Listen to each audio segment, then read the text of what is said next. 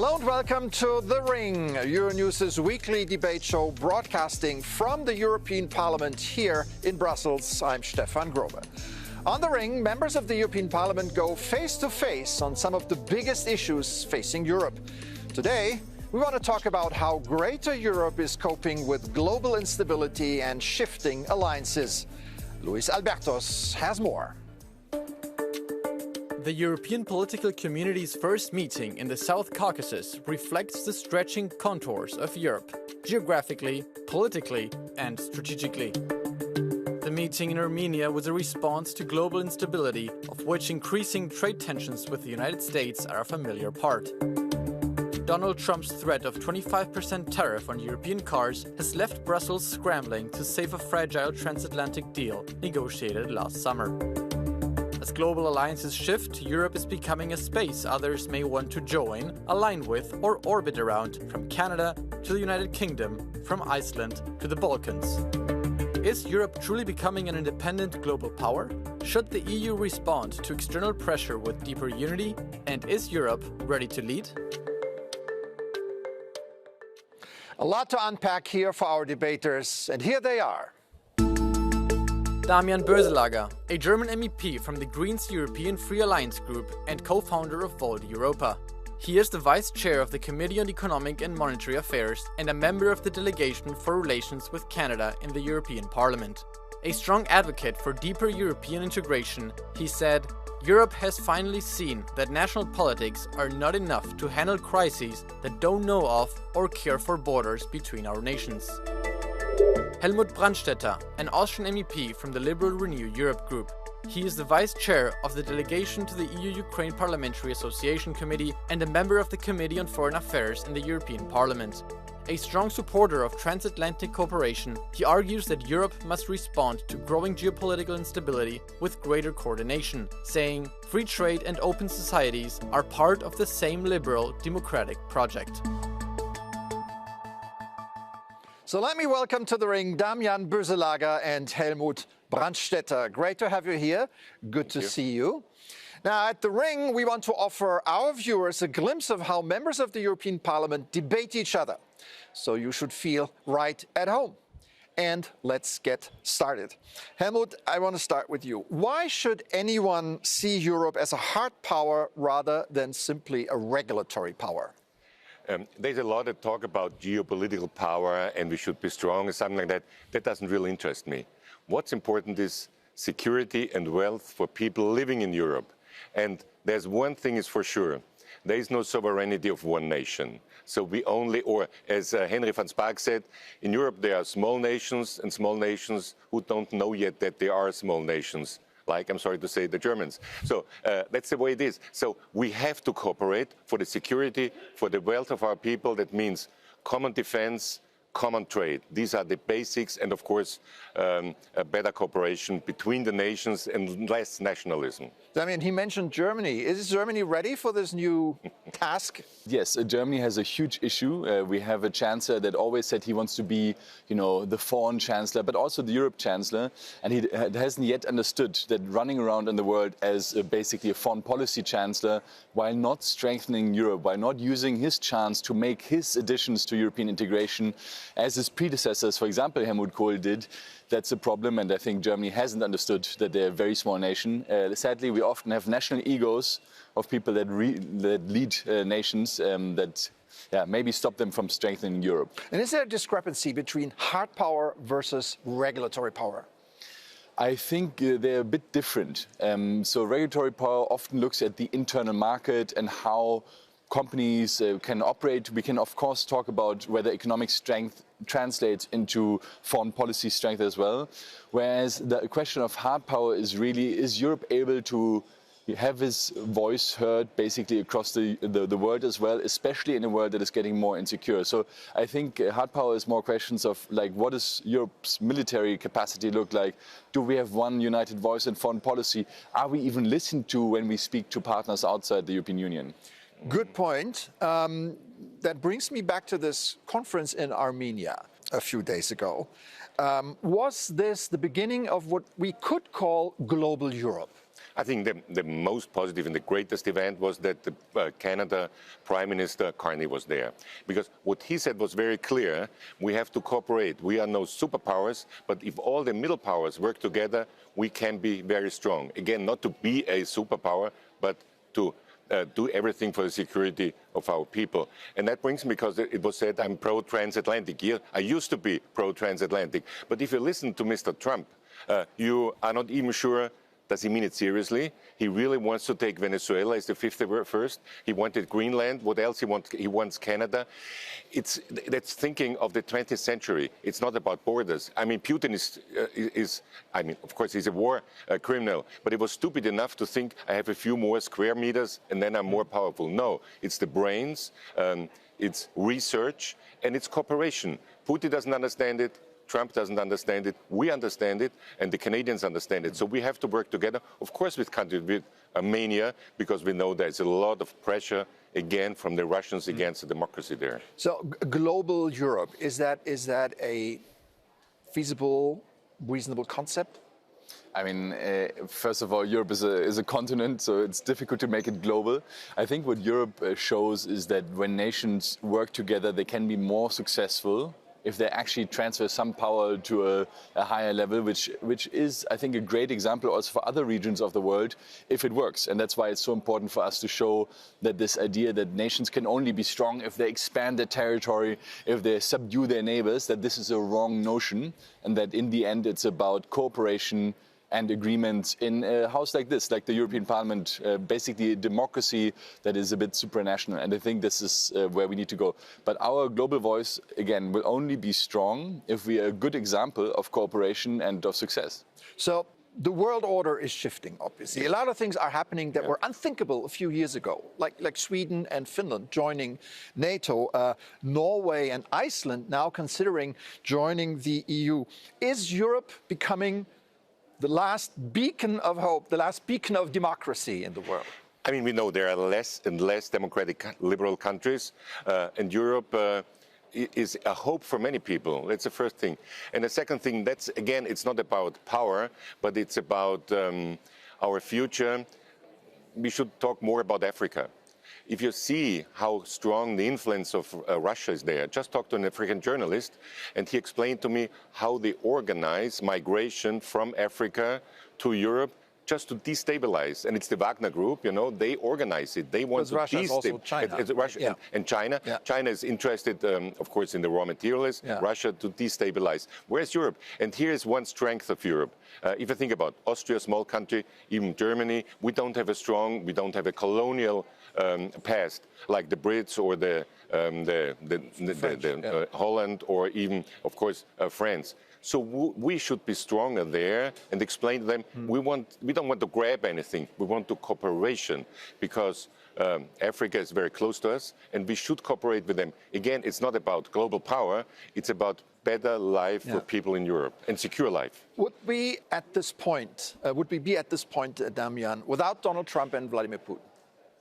It's true that sometimes, let's say, instability in the world can help us understand how precious our stability is in Europe and our living standards are good. I hoped always that Europe would just be a project that integrates further and further, that builds a foreign policy that is actually coherent, and that we understand that this is not a project that is done. This house here is not readily built, it's not done, it's not finished. It's a hybrid between, let's say, an intergovernmental situation and parliamentary European democracy. And I think we need to finish the pieces. I do think that some crazy leaders outside of the European Union are accelerating this process, or to put it differently, they put in front of us a challenge. And either we live up to this challenge and actually build a Europe that is able to live in the future, or we will fall apart because we are unable to actually come together as one. So Putin and Trump, the drivers of European integration, and are we, in addition to that, are we ready for this? Is Europe living up to this ambition? That's the point. That's the big question. I think we've understood it. But now it's about doing something. And when I saw Ursula von der Leyen, with Trump, and then they shake hands, she should have known that he doesn't take it seriously. So it's not about shaking hands, it's not about talking, it's about doing. So now with the 25% on European cars, we have to react immediately. And we know they are soft part, and that's the platforms. Yeah.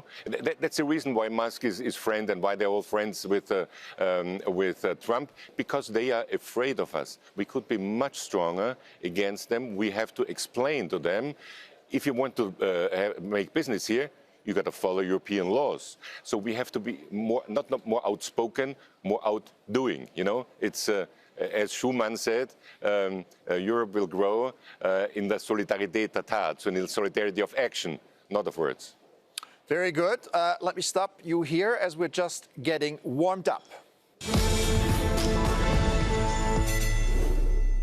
Now it's time for our viewers to get a real flavor of the European Parliament chamber, where members ask each other questions. That means it is time for you guys to challenge each other directly, just as you do in the hemicycle behind us. So let's get started. Damian, I'm starting with you.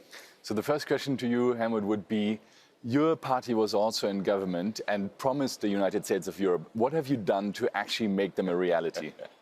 That's a very good point, because as you know, coalitions are very difficult to build. And with the Social Democrats, Conservatives and Liberals like us, there are a lot of differences. But what we have done, we have a very strong foreign minister, and her first trip was to go to Ukraine. She explained to the Austrians it's important that Ukraine also defends us. We were always part, as a neutral country, always part of supporting Ukraine, and we expressed that and did much more than the others. So, is it enough? No, but there were very important first steps we did take. Are you happy with this? I mean, I think the realities are what they are. It seems like we all of us, all the different nations have to do more to actually push for more European integration. I think what I'm missing from all the members of the Council, so the 27 national governments, is to take actually up the challenge of the European Parliament to change the treaties of the European Union. So I was just wondering if there were any initiatives coming. No, a short answer. Going to the past, there was a European Parliament, and you can see it in the Austrian Parliament. It was the old Reichsrat of the Habsburgs. And why did it fall apart? Because of nationalism. Nationalism first killed Europe and then killed many, many people. And that's we have to explain again. So I invite everybody to go to the Reichstag in Vienna and visit it. There you see a European Parliament. But you are right, we have to do more, yes? Yeah, I remember François Mitterrand in Strasbourg saying nationalism is war. Yeah, c'est la guerre, oui. I have another... Your question to Damian. Can I ask another one? No, first him. Later on. Okay. My question is very simple. What I hear in Austrian companies is bureaucracy. There's the Austrian bureaucracy and there is the EU bureaucracy. What did you do? And people, and the companies, especially SMEs, they are drowning in bureaucracy. What do you do for more competition and less democracy? Yeah, my dream would be is that we are actually following small entrepreneurs in different sectors to understand how much is actually communal, how much is regional, how much is national, and how much is European bureaucracy. And can we put that on a matrix of like the most annoying and most useless ones that we can actually look at? What I did personally is that in almost all the laws I negotiated, I tried to include de minimis clauses, meaning for smaller companies, SMEs, startups that are starting off, that they're excluded from many of the rules that we write, because it's always an issue with regulation that it hits the smallest companies first, because they don't have the big legal departments to deal with it. And the second thing that I really want to underline is, because this is missing in the debate, we often talk about simplification, reducing the regulatory burden. What we don't talk about is harmonization. We need to finish the internal market, meaning there shouldn't be any sectoral legislation on the national level stopping us from growing from one country to the next. I want startups and scale-ups in Europe to be able to grow across borders as if there was no border, and I don't think we're there. Why? And this is something you actually mentioned earlier, because there are hard choices to be made. And I'm unhappy at the moment because there's only a fake single market program at the moment in the European Union, whereas harmonization would be the solution. One law can replace 27, and we should do that. And we need a capital market. This is luckily something I work on in the Econ Committee. How lucky you are for this. Now it's your time to ask Helmut another question.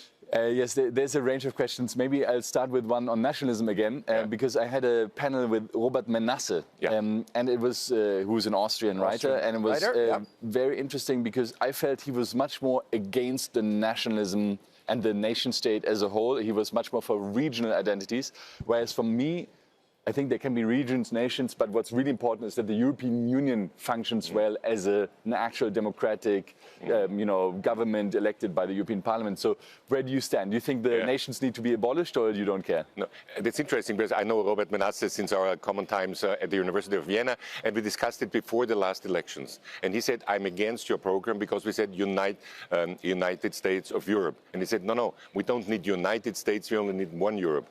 And I said, you see, in the United States, it's also United States, and there are regional identities, as we know, between Texas and Massachusetts, great difference. But it's foreign policy, it's the dollar, it's defense. That's important. So I think there is sometimes it's a regional identity, there is also national identity. I don't fight national identity. I just want to explain chauvinism, so one country thinks or one nation thinks they are better. That's the problem. Plus, I think that what Robert says is a little bit of a dream. I think we should think in steps. And the next step is more likely to be the United States of Europe than only one European state. All right, we have heard the views from our guests. And at this point, I would like to introduce a new voice. For our quote of the week, let's bring in Canadian Prime Minister Mark Carney, who was mentioned already. He participated in the conference in Armenia, and here's what he said. Take a listen. We're here because of the moral and security imperatives of our cooperation in the Caucasus, in the Baltics, in Ukraine, across Europe, and also because of the immense potential for our partnerships to build a better, more prosperous, sustainable, and just world for our citizens. And I'll close with this. It's my strong personal view that as the international order will be rebuilt, but it will be rebuilt out of Europe. The international order will be rebuilt out of Europe. Do you agree? I think we have a potential. I think the world is looking at this bloc right now, seeing how we react to this challenge that Donald Trump and that Putin actually confront us with. And we have a chance, especially if we follow Marcani's advice and start building real relationships, deep relationships with other partners to diversify our trade away, but just make it more resilient, but also, to work with partners on eye level. And I think we have the opportunity. We just need to do it, and I don't see it happening right now. It's interesting that this comes from the Prime Minister of Canada, a country of British political traditions and French culture. What can this country bring to the table? British tradition, French culture, and German immigrants. German immigrant and danger from the US, because what Trump said about Carney and also about Canada is also very important. So that's probably also part of it, that he thinks cooperation will help us. But I want to add one more thing. We didn't talk about migration yet. When I talked to the Canadian ambassador in Vienna about migration in Canada, they said, okay, we also have a problem. So we developed a system that if there is a family coming, we find another family and they have to be, like a partner family, and they have to do something for them. And I think that's a good idea. And what I would say is, for me, one of the most important things is Europe. We learn from each other. There are some things better in Germany, in France, in Ireland, wherever. And there's something which is better in Canada. So if we cooperate, as far as that's concerned, if we learn from Canada, wonderful. And I think if you listen to Carney, you have to love him. He's wonderful.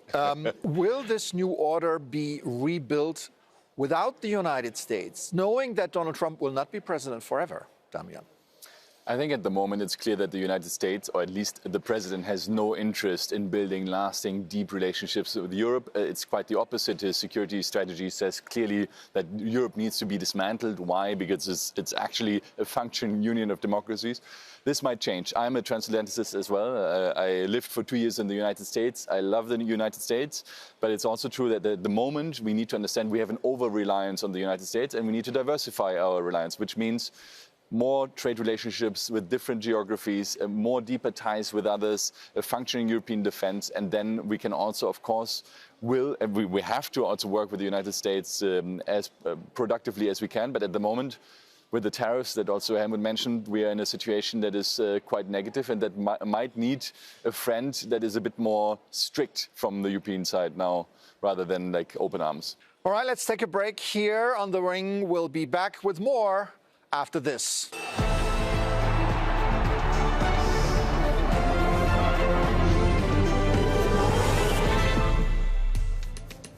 Welcome back to The Ring, Euronews' weekly debate show. I'm Stefan Grobe, and I'm joined by two members of the European Parliament. From Germany, Damian Boeselager, representing Volt Europe, caucusing with the Greens, and from Austria, Helmut Brandstätter from Renew Europe. I'd like to bring in the voices of the European sovereign now, the people who sent you here. It's the latest Eurobarometer polling on the general satisfaction of citizens with the European Union. And here we see that nearly 3/4 believe their country has benefited on balance from being a member of the EU. More than half, 57% of EU citizens are satisfied with the way democracy works in the EU. And 51% of Europeans trust the EU. 51% trust. Is that number too low? Yes, of course. It is too low. We are not good enough. We are not good enough in explaining what we are doing. But of course also, the democracy is not perfect. I think the system that the nation states are too strong, that's a problem. But the second thing is, we learned a lot about Russian disinformation here. And there are, the right-wing groups, they are the puppets of Putin. And they say the same things like parrots. Sometimes their propaganda is better than our truth. We have to work on that. So the first question I always ask is, do you think there's stuff we need to do on the European level? And everybody says something, defense, internal market, climate, whatever is on their minds. They understand that we need to cooperate. And then I ask, how would you like to cooperate? Do you think it should be the 27, national leaders sitting in a room like in the medieval times? Or do you think there should be a functioning government? And a lot of people actually are happy with a functioning government.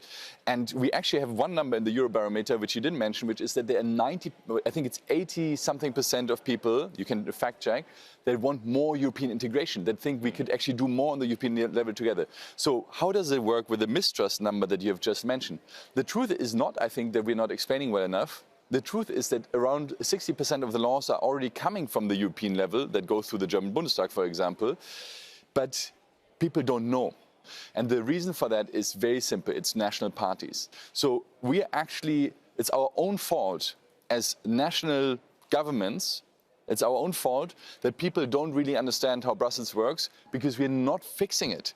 Helmut, is the European public at large ready for a huge overhaul of sort of Europe's vision? We mentioned global Europe at the beginning. I think not yet. And there's one reason.